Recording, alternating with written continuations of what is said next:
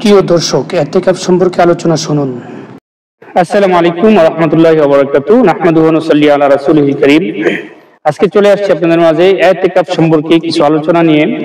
আসলে আমরা সবাই এতেকাফ সম্পর্কে অনেকে অনেক কিছু জানি, তবে তার মাঝে কিছুটা ভুলভ্রান্তি থাকতে পারে। সেই জন্য সঠিক কথাগুলো আপনাদের মাঝে ধরে তোলার জন্য চেষ্টা করবো ইনশাআল্লাহ। এতেকাফের পরিচয় সম্পর্কে আগে আমরা জানি নেই। এতেকাফ শব্দটি আসলে এটি কি শব্দ, আরবি না বাংলা নাকি উর্দু না ফার্সি? এই এতেকাফ শব্দটি হচ্ছে আরবি শব্দ। এতেকাফ শব্দটি আরবি শব্দ আইন কাফ ফা আকাফা শব্দ থেকে এই বাইর হয়েছে। আকাফা শব্দের অর্থ হচ্ছে অবস্থান করা। আর এতেকাফ কাকে বলা হয়? এতেকাফ বলা হয় যে খালেস নিয়তে বিশেষ বৈশিষ্ট্যের চিত্তে মসজিদে অবস্থান করাকে এতেকাফ বলা হয়। আসুন আমরা সবাই এখন এতেকাফের গুরুত্ব সম্পর্কে আমরা জেনে নেই। আল্লাহ রাসূল সাল্লাল্লাহু আলাইহি ওয়াসাল্লাম এতেকাফের গুরুত্ব সম্পর্কে রাসূলুল্লাহ সাল্লাল্লাহু আলাইহি ওয়াসাল্লাম তিনি পবিত্র রমজান মাসে, সারা রমজান মাসে তিনি এতেকাফ করতেন। আর উম্মতের জন্য শুধু শেষ দশকে এতেকাফ করাকে সুন্নতে মুআক্কাদা অর্থাৎ ফরজে কিফায়া হিসাবে সম্বোধন করেছেন।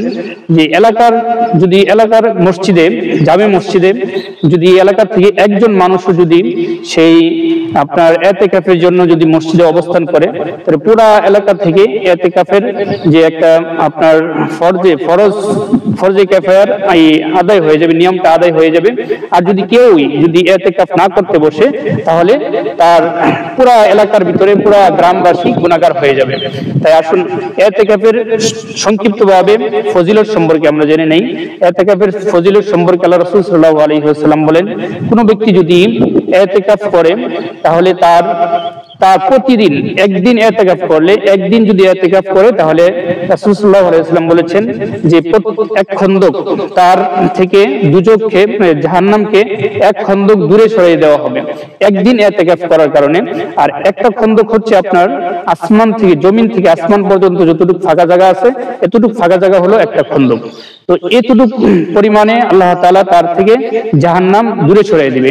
আর একটা ফজিলতের কথা আল্লাহ রাসূল সাল্লাল্লাহু আলাইহি ওয়াসাল্লাম বলেছেন যে কোনো ব্যক্তি যদি এতেকাফ করে, পুরা 10 দিন যদি এতেকাফ করে, তাহলে তার আমলনামার ভিতরে দুইটা হজ, দুইটা কবুল হজ এবং দুইটা উমরা হজের সব তার আমলনামার ভিতরে লিখে দেওয়া হবে। সুবহানাল্লাহ। আসুন আমরা সবাই আগামী শুক্রবার থেকে আমরা এতেকাফ করার জন্য প্রস্তুতি নেই। এই এক সপ্তাহ থেকে, আজকে থেকে আমরা আগামী শুক্রবার পর্যন্ত এতেকাফ করার জন্য প্রস্তুতি নিয়ে মসজিদে আমরা ইনশাআল্লাহ এতেকাফ করব। এতেকাফ করার জন্য সবাইকে আল্লাহ তাআলা তৌফিক দান করুন। আমিন। ওয়া আখিরু দাওয়ানা আলহামদুলিল্লাহি রাব্বিল আলামিন।